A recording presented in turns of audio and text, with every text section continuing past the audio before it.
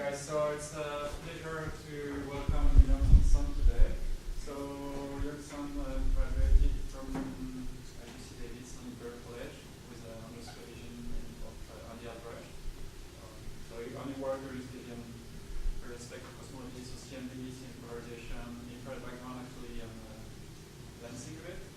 After that we move on to Chicago to work mostly with blind group, and he did a lot of very interesting works on modified gravity, so FR theory and DGP. So he is a part of the group who more or less rolled out DGP.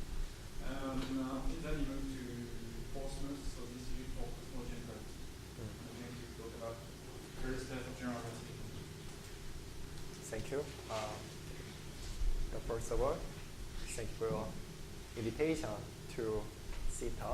And then today my talk is the cosmological web, and I named this as test of general relativity.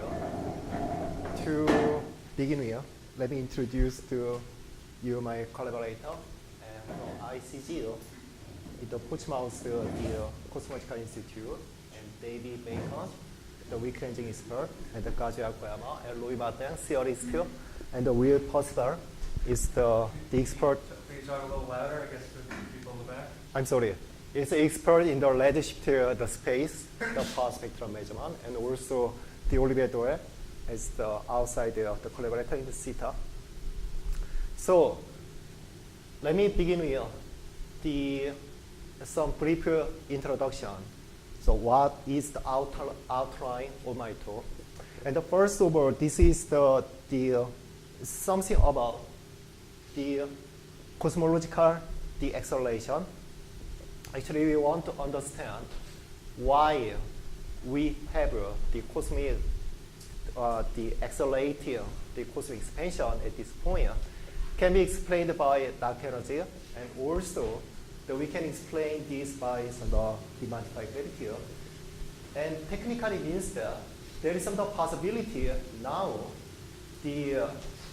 what we understand in general relativity is the challenge at the cosmological scale. So then our task is pretty much obvious. We must know how to quantify and also and how to determine whether GR is modified as a cosmological scale or not. This is a key issue to understand the cosmic acceleration at this point. In the top of our mind, and then there have been many efforts, including me and many people. They want to quantify, it's the parameterization. So whenever we have the quantity we want to understand, actually we do this parameterization and the video. But it looks there is some problem in this approach here. The first of all, this is something about the perturbation to understand structure formation, but there are so many quantities we need to quantify, and unfortunately, there is no such a master the variable.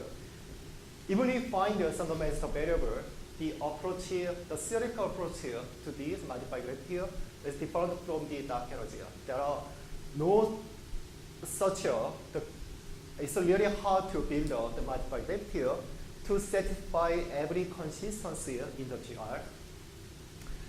So no fundamental theory is not guaranteed support all the full range of the parameter space. It means that in terms of the data fit, we have a prior space, the prior problem. And also it's not quite clear how to read general relativity from this individual quantity. So now in this talk, we're going to propose the alternative approach here. So we view general relativity not in the individual quantity, but this is kind of a structure. So what we need to test if we want to know the GR is there or not, we should test structure itself, not in the individual quantity. Then we are nailed down the point that we do need test consistency relation between the different quantities. Let me briefly summarize what I mean by the consistent equation. So first of all, let me give you some of the classification you know very well. And then there are two big separate groups. One is the metric perturbation, and then we have energy momentum fluctuation. So in the metric perturbation, in the scalar degrees of freedom, in the Newtonian gauge, we have the curvature perturbation and the Newtonian potential. And also in the density fluctuation, and we have in the energy momentum fluctuation, we have the density fluctuation, and also we have the peculiar velocity. It's the notation CITA is a divergence of the peculiar velocity here. Then now we can make, so now introduce every individual quantity we are interested in. Then now we can think some of the what is relation should be observed in the GR plane. First, in the metric perturbation side, and the two quantity in the metric perturbation quantity in the phi and psi, the relation is expressed by its anisotropy stress. And then also the energy momentum fluctuation side, and we should have some energy conservation which give us the continuity equation. We should observe the relation between the delta and the peculiar velocity, and also Euler equation, which is how the dynamic is sourced by some Newtonian force. And eventually there are one more consistent equation between two different groups, the metric part and the energy momentum part, which is connected by Poisson equation. So which I named this as a probing modified gravity. The motivation for this naming comes back later. So this all consistent relation actually exactly what we expect in the GR. If this universe really have a general relativity, it's accelerated by some of the dark energy, and we should observe all the consistency equations. So let me give you some of the picture. So here is the universe, and then in near future, we pretty much sure in very high precision level, we're gonna measure the expansion history. So based on this background is fixed, then actually we can determine all the perturbed quantity.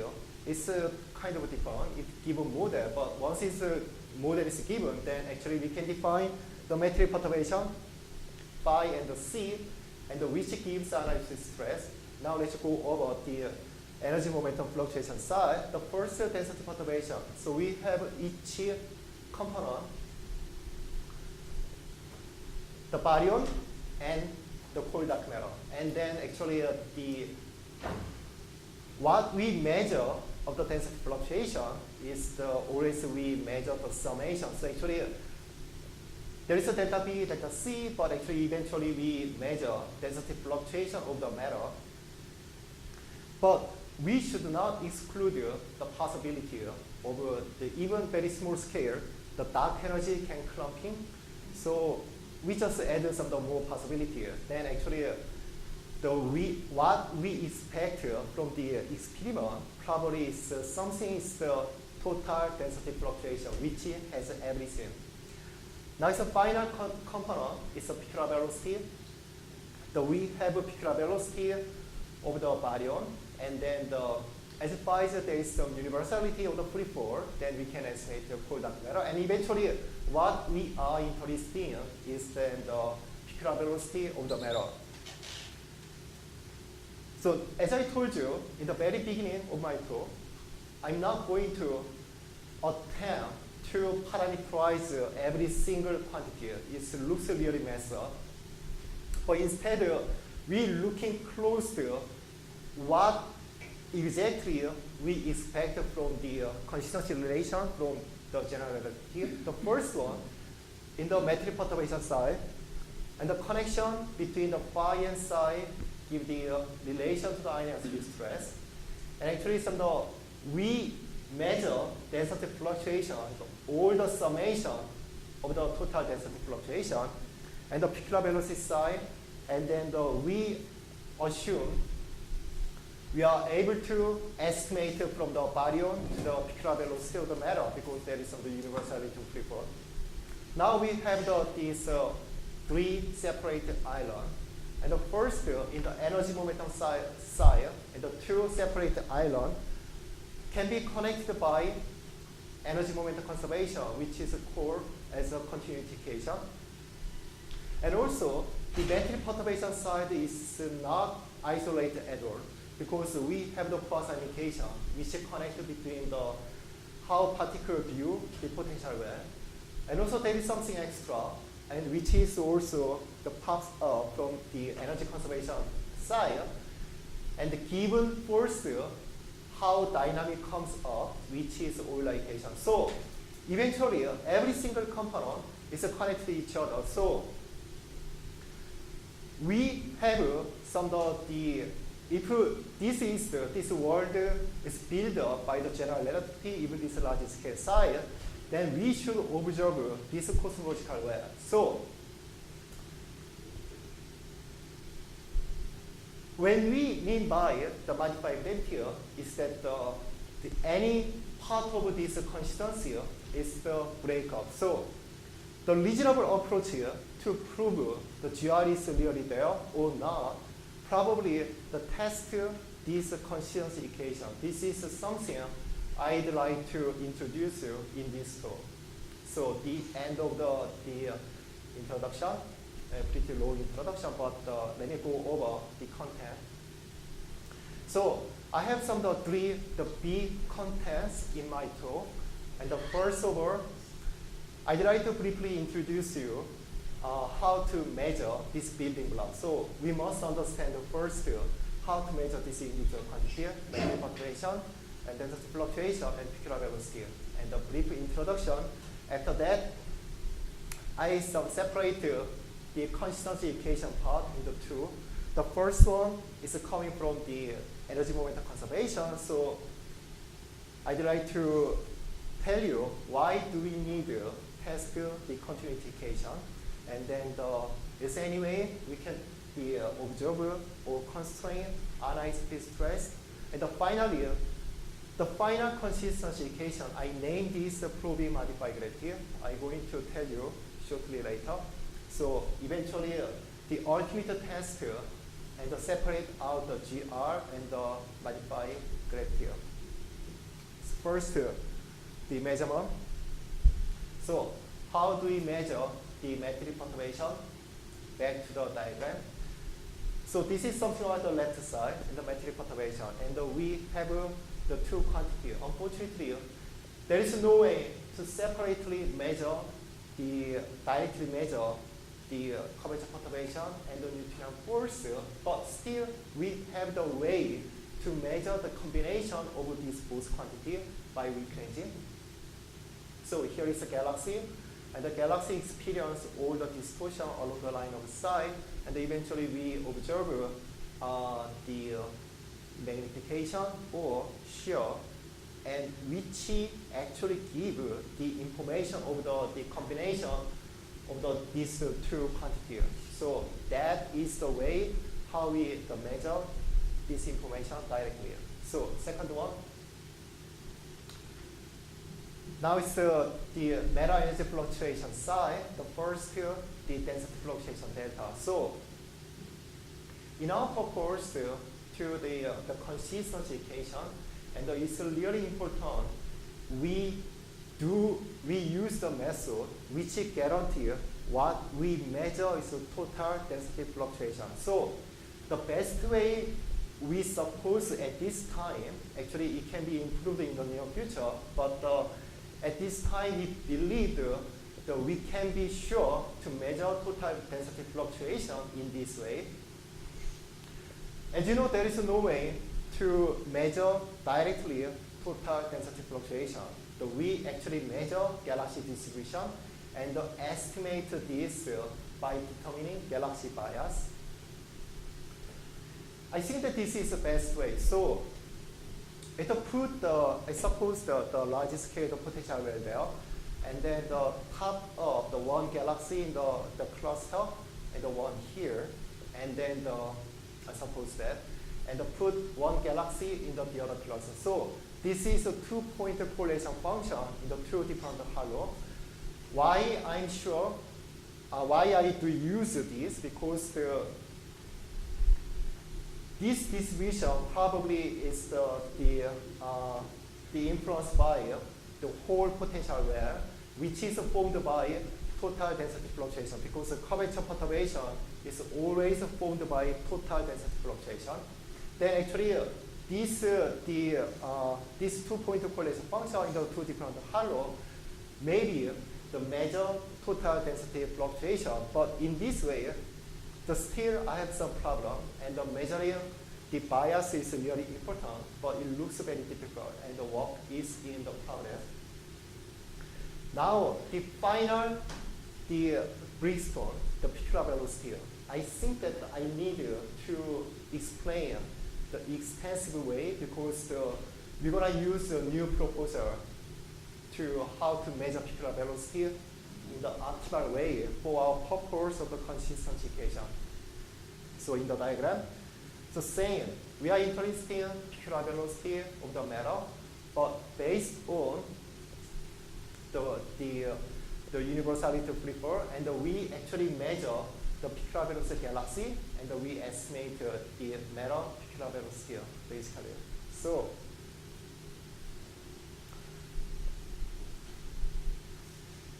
this looks it's a very important piece, but we found that it has been neglected and ignored so far. And then our viewpoint is something new.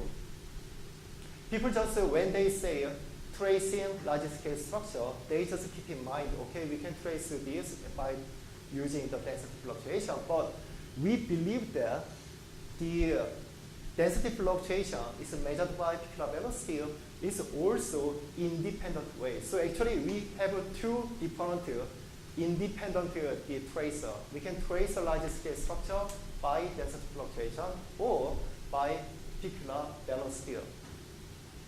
And then if we do not assure to begin here, if we do not assure the validity of the continuation, then the evaluation of the zeta n cannot be expressible using delta n growth function.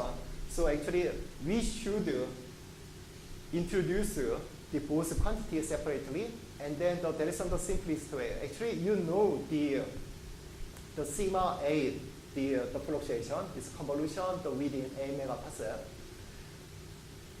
The first of all, if we measure the density perturbation and each time slicing, then it gives us the information of the large scale structure traced by density fluctuation like this. This is a pretty familiar quantity.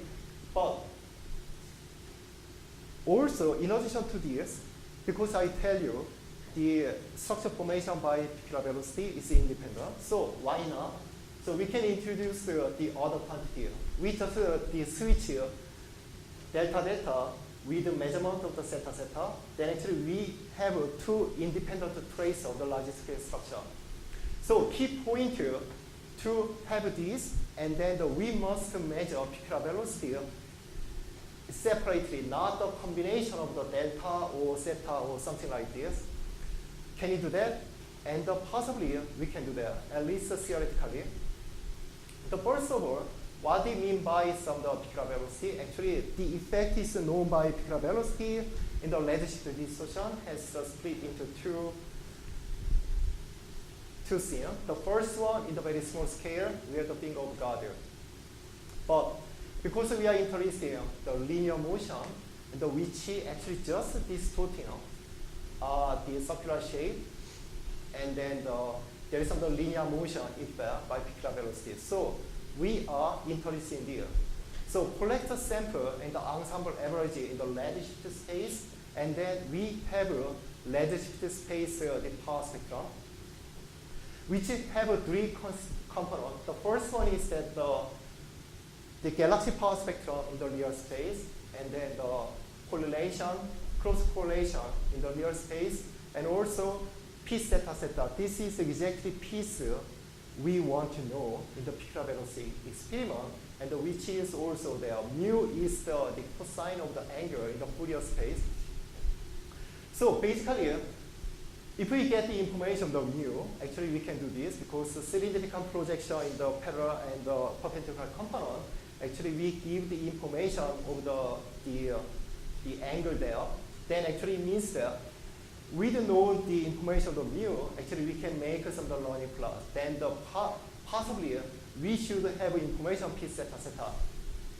But I have to mention the traditional way. So when we say this peculiar velocity measurement and is the measurement of beta. So actually, instead of doing this, and what people used to do is to factor out PGG and left over all the quantity and define the beta. It's the influence of p theta theta. So probably you want to know what is the exactly difference between the p theta theta and beta. Let me just write down again our definition of sigma A, and it's easier to compare between the both quantities. The first one, p theta theta, is this quantity is exactly the information we want to know, sigma A theta. But if you look at the beta closely, this is not just the sigma A theta, actually it's a combination of the sigma A delta. And the more problem is that because we factor out the PGG in front of this, actually this become depend on the galaxy bias. And so the advantage to do this is pretty much obvious. The first of all, for our consistency equation, we need information, direct measurement of this the autocorrelation. And the second one is that because the galaxy is a test particle, unless we do not factor out that this does not depend on galaxy bias, but if we factor out there and the beta becomes depend on galaxy bias, right? So actually, in terms of galaxy bias, and we have the better advantage. And then these two things is pretty much enough. And so we go forward our consistency equation with this quantity, p theta theta. But let me just, I have some time, so let me just briefly mention there is some extra advantage of this quantity. And even this quantity is much better to distinguish the different model than the beta parameterization.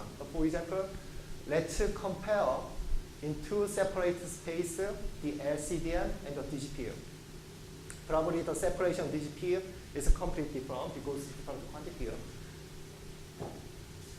So when you put the DGP in the fractional error, and then in the left side, actually this is p theta theta, the measurement. We have the bigger the separation, and then the separation gets smaller. With this bigger separation, even error bar in the both, and then the Euclid, and the gap smaller because it's obvious. This is the division of the two uncertainty quantities, so roughly the error propagation get doubled. So bigger separation. This is all hypothetical data. Which one? Has BOSS happened yet? I mean, this data is not real, right? Yes, it's an expectation. Yeah, from the simulation. So bigger separation and the smaller error bar. So why not go to the left panel, right? And then actually we try to put the current the constraint. It looks DGP pretty much excluded even at this point. And then I'm pretty sure it's much better the exclusion linear, the expected from the CND effect in the ISW for the DGP.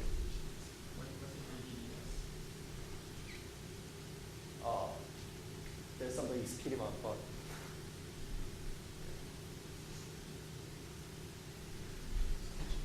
so let me finish the measurement side. So now we have, although a little bit futuristic, then we have every building block. So we measure metric perturbation and the density fluctuation and peculiar velocity and separately and independently. So in our table, now the every building block comes to and wait for the test. And without assuming any single the consistency relation in the GR, we gonna test the everything. The first one It's a continuity equation. So this is a relation between matter fluctuation and the peculiar velocity of the matter. And then probably, actually, this is coming from the energy conservation, give us the continuity equation and the Euler equation. Then probably you want to know why do we need a test here? Because it's true, there is no theory as a predicted violation of the continuity equation. Every single, as far as you know, every single the theory, although it's really exotic, the continuity equation is true. But the point is that the theoretically is observed, but it appears to be violated due to our limited capability of the measured quantity. And I'm going to probably the better way to introduce this to take the example. So I take the couple of examples. One is the interaction dark energy model, and the other is the clustering dark energy model. The first one, the interaction dark energy model. So interaction dark energy model technically means that the coupling between dark matter and the dark energy is the interaction, and actually it's a decay into dark energy, something like this. I named this as a universality of the free fall because of this. Actually, this interaction is pretty much excluded for the baryon. So the coupling between the dark energy baryon, probably there is no such a thing, or it's very small. But coupling between the CDM and the dark energy is still open question. We can put as much as we want. Once we introduce this coupling, it's a coupling between the dark matter and the dark energy. It does not change the continuity equation, but by the way, it changes the coupling term appear in the Euler equation. So baryon does not have a coupling, so Euler equation does not change. But dark matter has the coupling, so Euler equation has changed. So technically means that even we put the same force, the eventually dynamic and the width different later. So this is a basic sphere of how the universality free fall is broken. Then how can we lead this in the continuity equation? I have to introduce. And the first of all, it looks there is no problem in the density perturbation side. So we measure total density fluctuation. But problem is that this peculiar velocity, because we do not measure peculiar velocity of the cold dark matter, and we measure peculiar velocity of the galaxy. And based on this measurement, we estimate to the peculiar velocity of matter, but it's obviously different. There is no universality, so technically means that our estimation surely wrong.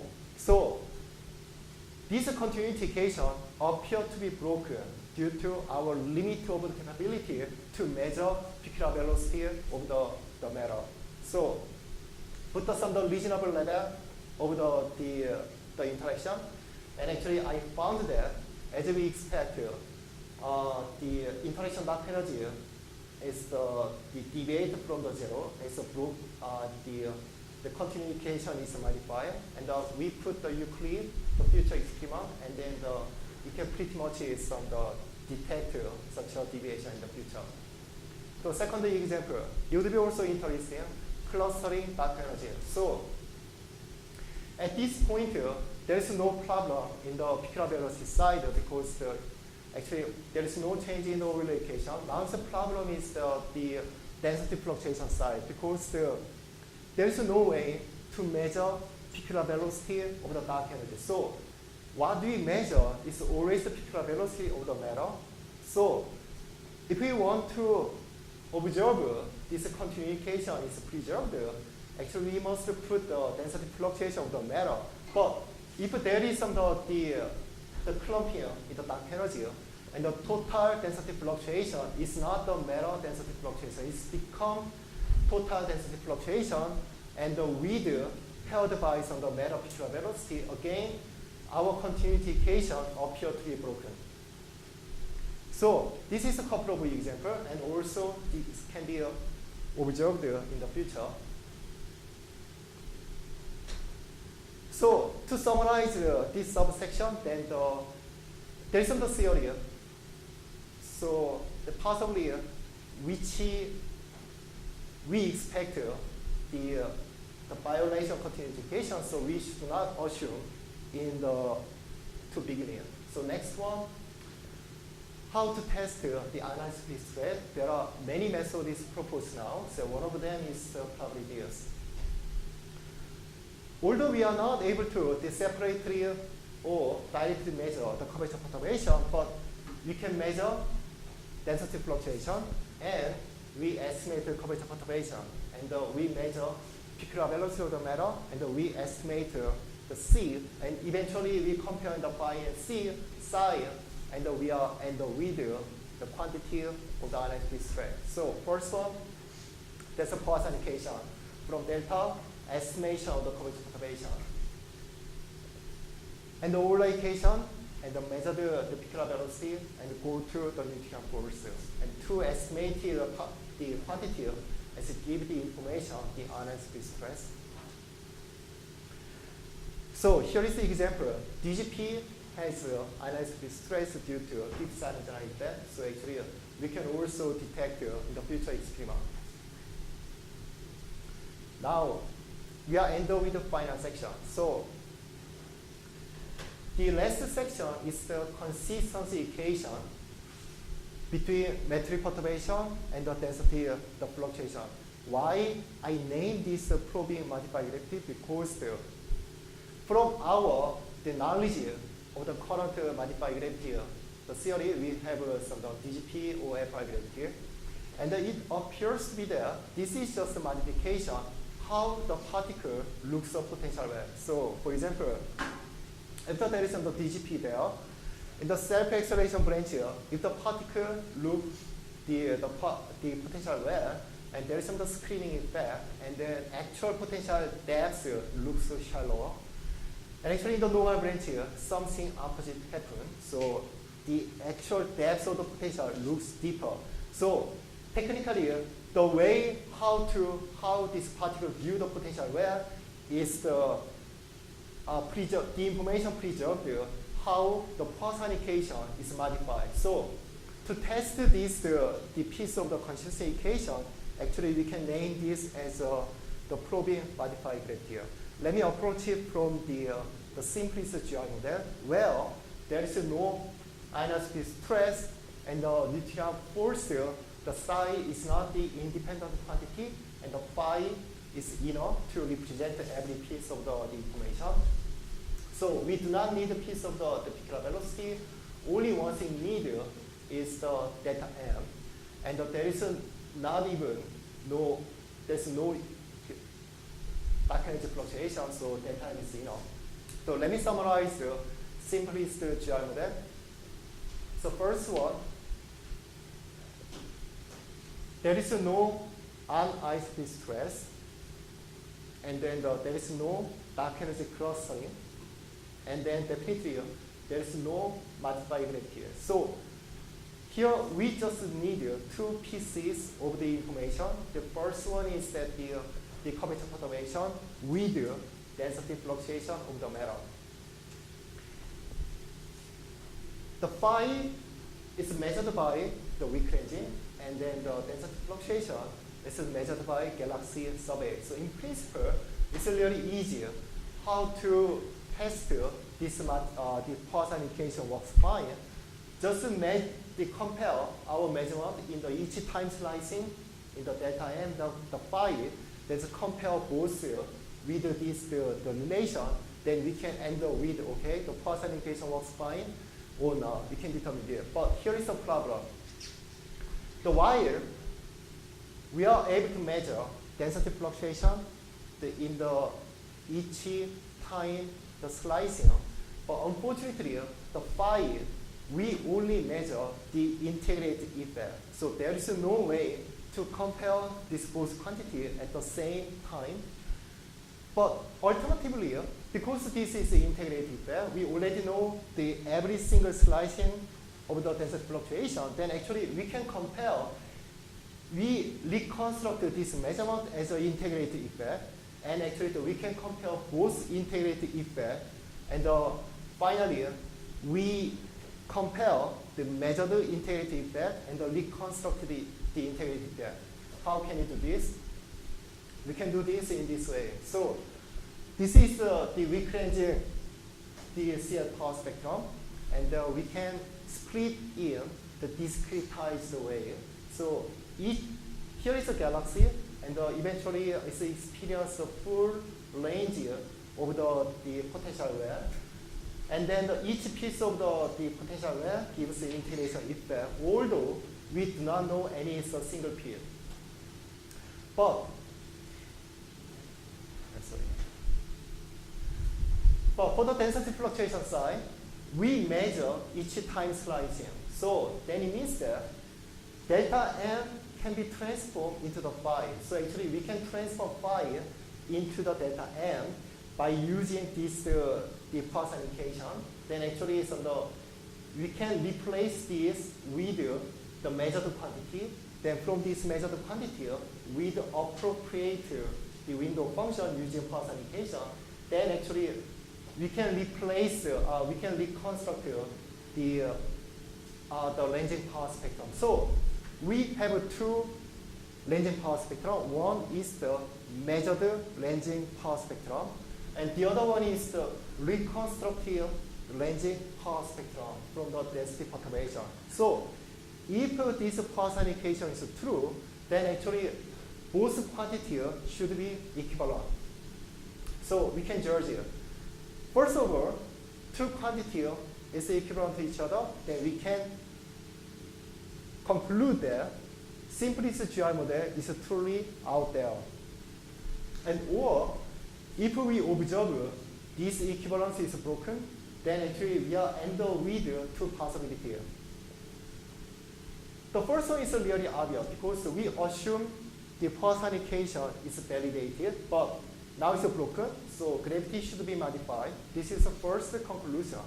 But we are not able to exclude the possibility GR because the GR can survive with dark energy clustering. So if there is extra, the clustering is attached here, and we should also observe this first test is broken. So now we do need to enhance the second test, how to separate out this possibility and this possibility, and it can be done by this way. Now there is some anisotropy space probably there.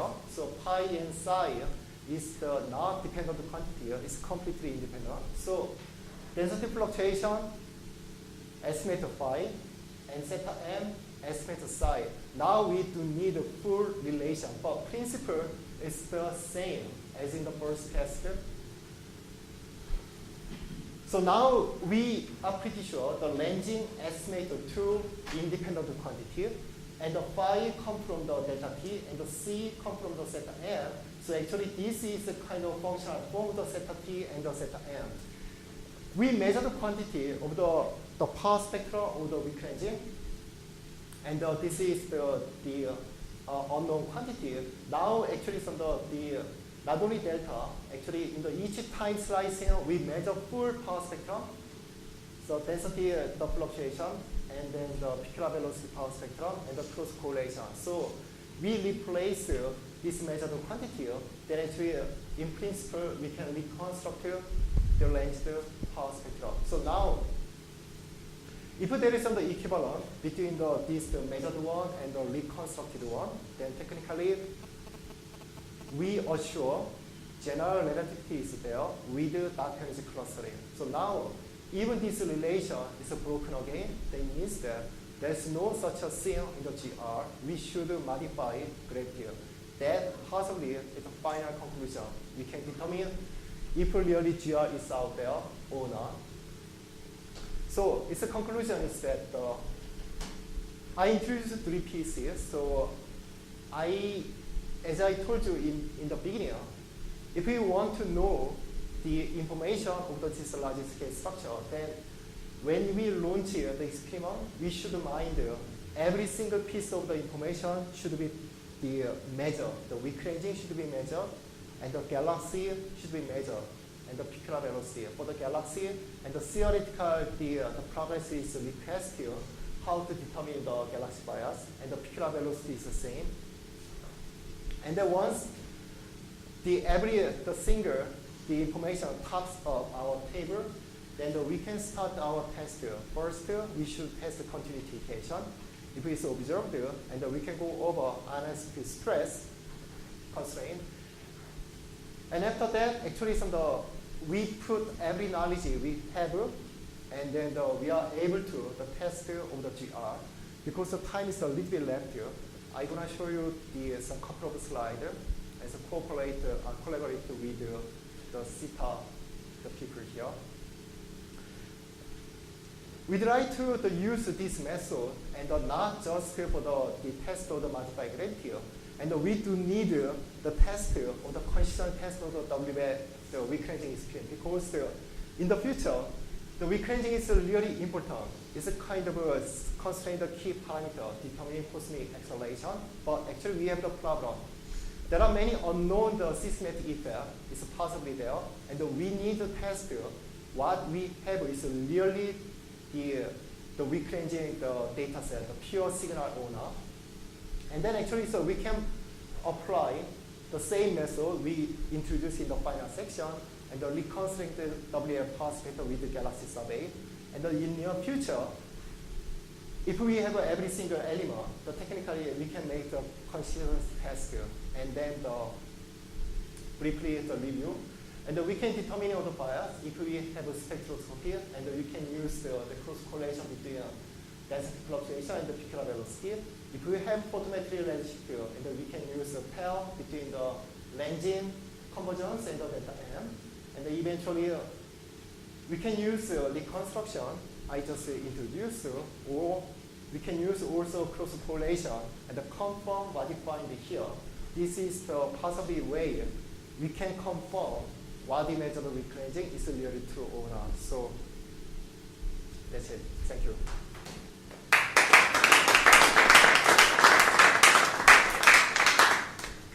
Any question for Yong-Seon?